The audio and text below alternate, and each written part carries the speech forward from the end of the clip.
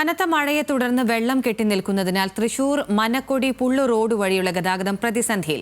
പാടശേഖരത്തിനോട് ചേർന്ന പ്രധാന ചാലയിൽ കുളവാഴയും ചണ്ടിയും നിറഞ്ഞു കിടക്കുന്നതാണ് വെള്ളക്കെട്ടിന് കാരണം.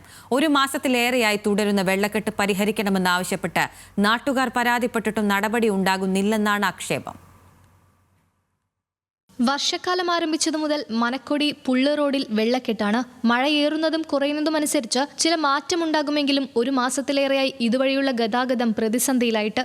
കാരാഞ്ചിറയിൽ നിന്നും അരിമ്പൂർ, അന്തിക്കാട്, മണലൂർ, കോൾ മേഖലകൾ വഴിയാണ് വെള്ളമൊഴുകി ഏനാമാവ് റെഗുലേറ്റർ വഴി കടലിൽ പോകേണ്ടത്. എന്നാൽ കുളവാഴയും ചണ്ടിയും കയറി ചാലിന്റെ ഒഴുക്ക് നിലച്ചതാണ് രൂക്ഷമായ വെള്ളക്കെട്ടിന് കാരണം.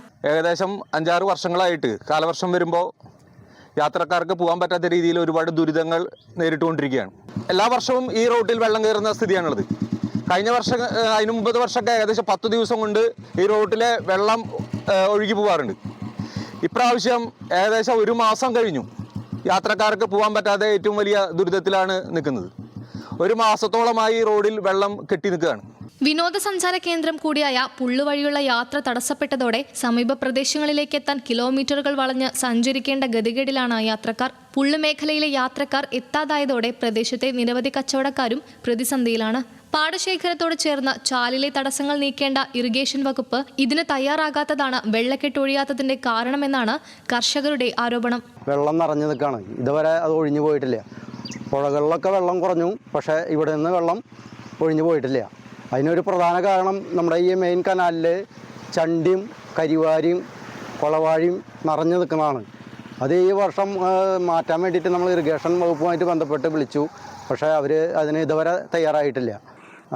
അവർ വിളിച്ചപ്പോൾ ഞങ്ങൾക്ക് ഫണ്ടില്ല എന്നുള്ള രീതിയിലേക്കാണ് അവർ സംസാരിക്കുന്നത്. ചാലിൽ ഒഴുക്ക് നിലയ്ക്കുമ്പോൾ വെള്ളം റോഡ് കവിഞ്ഞ് പാടശേഖരത്തിലെത്തി പലതവണ കൃഷിനാശം സംഭവിച്ചിട്ടുണ്ട്. റോഡ് 1 മീറ്ററോളം ഉയർത്തണമെന്നാവശ്യപ്പെട്ട് കർഷകർ മന്ത്രിമാർക്കടക്കം നിവേദനം നൽകിയിരുന്നുവെങ്കിലും തുടർ നടപടികൾ ഇനിയും ഉണ്ടായിട്ടില്ല.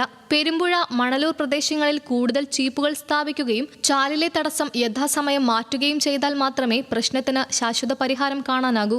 പക്ഷേ ഇക്കാര്യങ്ങളെല്ലാം വ്യക്തമാക്കി നിരവധി പരാതികൾ നൽകിയെങ്കിലും ബന്ധപ്പെട്ട ഉദ്യോഗസ്ഥർ ഇത് പരിഗണിക്കാൻ പോലും തയ്യാറാകുന്നില്ലെന്ന് പ്രദേശത്തെ കർഷകരും നാട്ടുകാരും പറയുന്നു. ന്യൂസ് മലയാളം, തൃശൂർ.